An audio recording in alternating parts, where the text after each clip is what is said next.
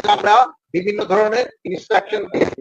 আমরা এখন হয়তো কয়েকজন চলে যাব, আমাদের সচিব মহোদয় থাকবে, অন্যান্যরা থাকবে, তারও আবার ইন ডিটেলও আলাপ করবে মাদকটা কিভাবে নিয়ন্ত্রণ করা যায়।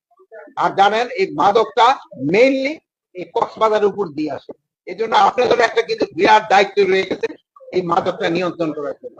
আপনারা যদি আমাদের সাথে সহযোগিতা করেন, এটা কিন্তু মানে সবটা আপনারা আল্লাহর কাছেও পাবেন, শুধু আমাদের কাছে না। কাজ করে আল্লাহর কাছে সব পাবেন, আর আমরাও যেটা বন্ধ করি, আমরাও কিন্তু একটা বড় ধরনের সব। এটা কিন্তু একটা আপনাদের আমাদের সবাই দেশবাসী একটা পবিত্র দায়িত্ব, কিভাবে মাদকটা নিয়ন্ত্রণ করা, এই সমাজ থেকে মাদকটারে উচ্ছেদ করা। স্যার, এই যে রোহিঙ্গা ক্যাম্পটা এক প্রকার মাদকের আখড়ায় পরিণত হয়েছে এবং পাশাপাশি অস্ত্রের মজুদাগারও গড়ে উঠেছে। গতকাল যৌথ বাহিনী মিয়ানমার সেনাবাহিনীর ব্যবহৃত একটি অস্ত্র সহ নবী হোসেন গ্রুপের 4 জন রোহিঙ্গাকেও আটক করেছে। এক কথায় বলতে গেলে এখন রোহিঙ্গা সন্ত্রাসীদের কারণে এটা তো সত্যি যে একটা সমস্যা, বাট এটা রোহিঙ্গা সমস্যাটা কিভাবে সমাধান করা যায় এই ব্যাপারে আমাদের কিন্তু একজন উপদেষ্টা আছেন, উনি এই ব্যাপারে দেখতেছেন, এবং হয়তো আমরা কিছু দিনের ভিতরে আল্লাহ দিলে হয়তো রোহিঙ্গা সমস্যাটা কিভাবে সমাধান করা দিয়ে ব্যবস্থা হয়ে যাবে।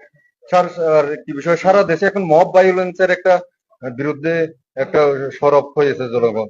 এখন গত কয়েকদিন ধরে কিছু এই ধরনের মব ভায়োলেন্সের ঘটনা ঘটেছে। এখন সরকার এই বিষয়ে জনগণ সরব হয়েছে, জনগণ সরব হইলে কিন্তু আর মব ভায়োলেন্স হবে না। জনগণ সরব হলে তো জনগণই মব ভায়োলেন্স বন্ধ করে দিবে। মব ভায়োলেন্স কোনো অবস্থায় গ্রহণযোগ্য নয়। যদি কেউ কোনো কিছু করতে যায়, তারা আইনের জন্য তারা আইন প্রয়োগকারী সংস্থার কাছে হ্যান্ড ওভার করে। নিজের হাতে কারো আইন তুলে নেওয়ার অধিকার কারণে। চাঁদাবাজি বন্ধে সরকার কঠোর অবস্থান নিয়েছে। যে চাঁদাবাজি যে পরিচয় তার হোক না কেন, সে যত উচ্চ লেভেলের হোক না কেন, কাউকে ছাড় দেওয়া হবে। আজকে স্যার মাদকের বিষয়ে যে আপনারা সভা করছেন, কক্সবাজারের যে মাদক নির্মূল, বিশেষ করে এখানে সমাজে বৈষম্য সৃষ্টি হয়ে গেছে। মাদক ব্যবসায়ীরা অট্টালিকা বসবাস করে, সাধারণ শ্রেণী ঘুরে ঘুরে একটু বৈষম্য হয়ে গেছে। তো মাদক ব্যবসায়ীদের বিরুদ্ধে স্পষ্ট কি সিদ্ধান্ত হয়েছে এবং কি এই স্পষ্ট সিদ্ধান্ত হয়েছে যে আমাদের ভিতরে সাধারণত দেখা যায় যে মাদক ধরা পড়ে, কেরিয়ার ধরা পড়ে, কিন্তু গডফাদাররা ধরা পড়ে না।